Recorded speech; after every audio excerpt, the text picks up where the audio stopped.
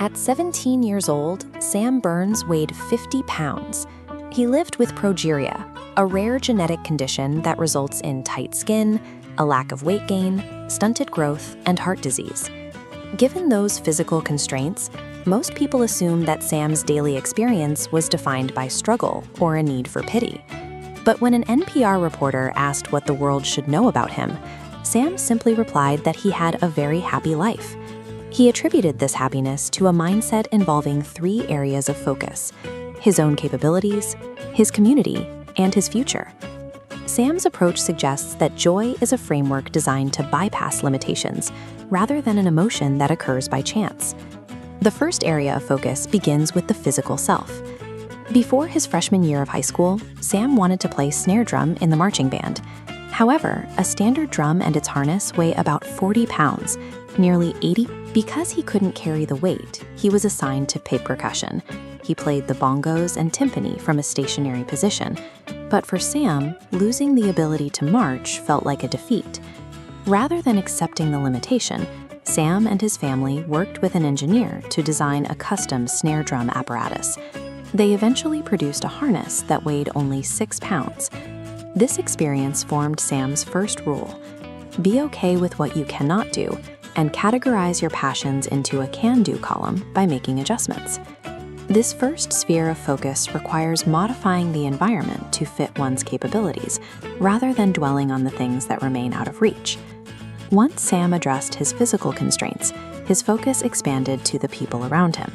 He stepped onto the field with the Foxborough High School marching band, integrated fully into the formation.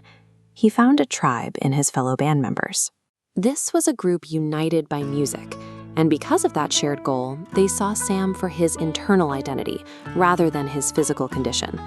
When the group plays together, the collective experience of making music makes the symptoms of progeria recede into the background. In those moments, the disease is no longer the focus. This leads to Rule 2: surround yourself with people of high quality.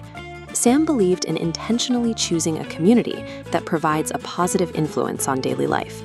While the first sphere addresses physical limits, this second sphere creates a sanctuary where a medical condition effectively ceases to matter.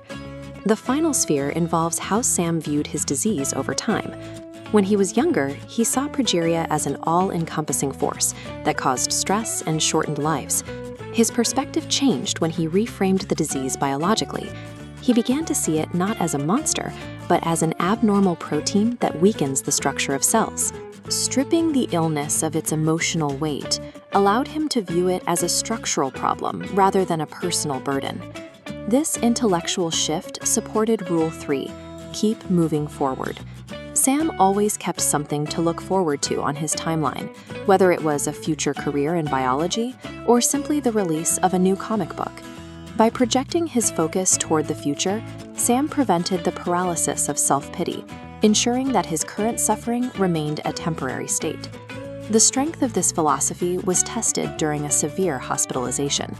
A chest cold kept Sam secluded for days, separating him from the community and the passions that gave him his sense of self. During that isolation, looking forward to feeling healthy again was his primary mechanism for maintaining momentum. This mindset requires an honest acknowledgement of the pain.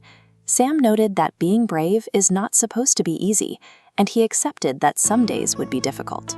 Sam Burns demonstrated that happiness is a choice built by adjusting capabilities, selecting a tribe, and keeping the focus on the horizon. He lived this philosophy until the end, often reminding others of his final rule: never miss a party if you can help it.